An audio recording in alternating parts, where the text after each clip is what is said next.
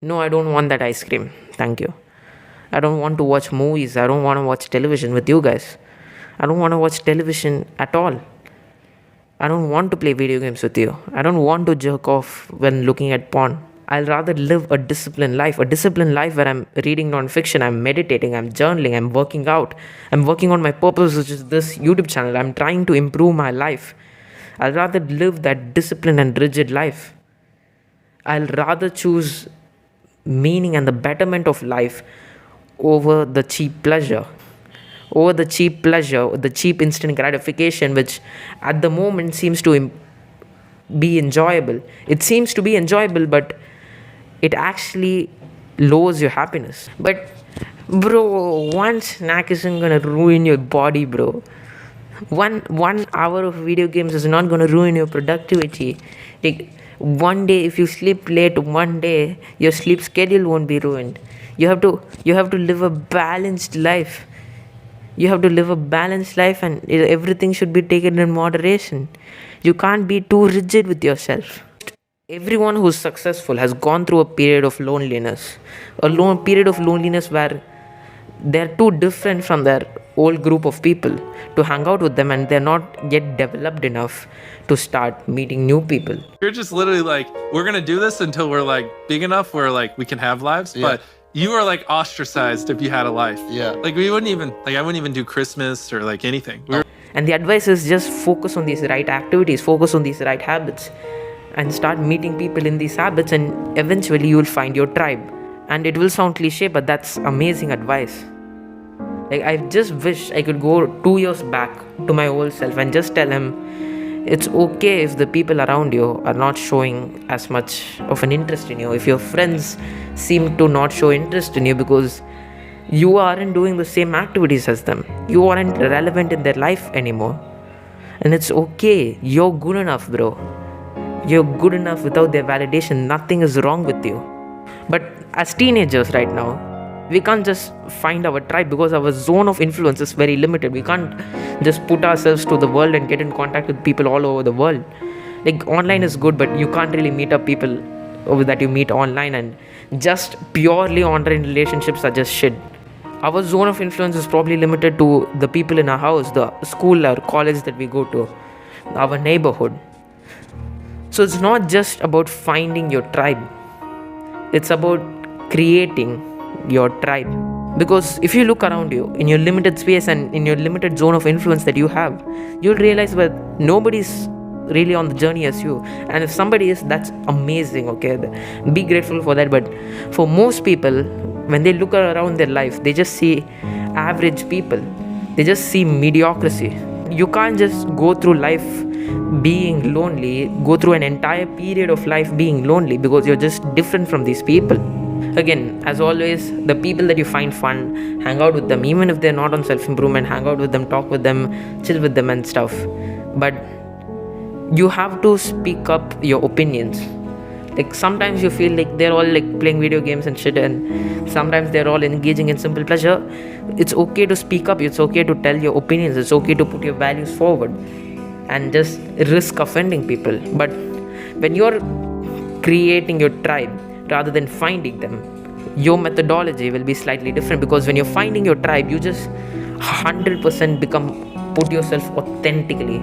You just put your raw self, put your raw beliefs outward. And yeah, you will find the people who vibe with those beliefs, and you should do a part of that even when creating your tribe. But when creating your tribe, you should hit that balance. You should hit that balance where you're creating intrigue. You're not completely like blabbering always, like being like self-improvement. Don't be there, don't video games. No ice cream, no nothing. You can't just blabber 100%, and also you can't just become a wolf in the sheep's clothing. You have to share about your life. You have to tell people about your life in a way that creates intrigue, and in the way that they also want to be a part of it.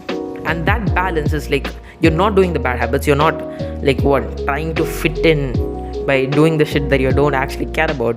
And you're not always like blabbering, trying to convince people get on self-improvement. The balance is where you just present yourself as like, this is who I am. this is who I am. You show them that this is just who I am.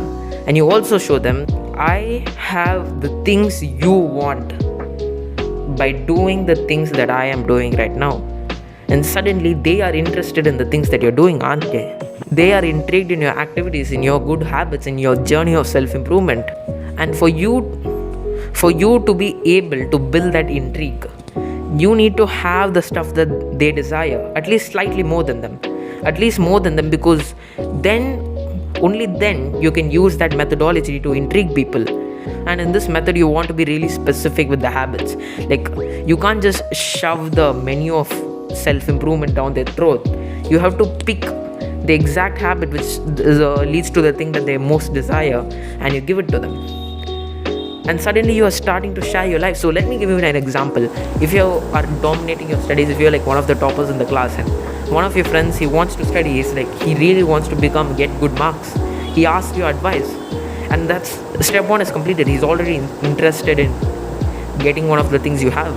Step 2, you show him that you just wake up early, you do like deep work sessions, fasted, you study in the morning, and then you come to the school and stuff. You can use this opportunity to also tell him that, hey bro, this practice of meditation really helped me. It really helped me to train my mind to focus. So, and then you just send him a link to one of your meditation apps. And now you have a friend who is also doing meditation. If you have a friend who really wants to become attractive, who wants to pull girls, and like when you progress in the gym to an extent in which your physique is kind of looking good, at least in good lighting, right? And you can send that pictures to other people start become interested in your habit of working out. You can use that to build intrigue in your life. They are mostly interested in it because of the attraction that they will get after they get a good physique. Okay, so you can use that. You can be like, when I show this physique, I'm just getting so much validation from the people around me. If that's the case scenario, you can just be like, cute girls want to suck my dick because of my physique.